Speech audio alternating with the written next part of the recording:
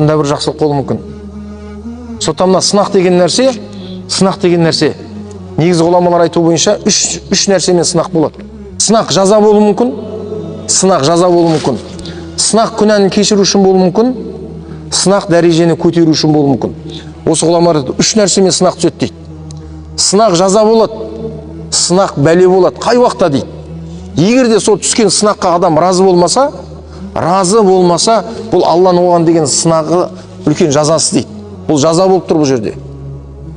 Сынаққа сабыр ететін болса, Алла оның күнәсін кешіргісі келіп тұр екен.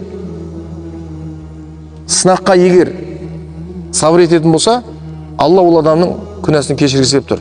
Егер сынаққа адам разы болатын болса, Алла ол адамның дәрежесін көтергісі келіп тұр екен. Сондықтан сынақ деген кезде біз сынақпен қалай мәміле жасаймыз, біздің деңгейіміз сол болады. Я бұл жаза болады, я күнәмізді кешіру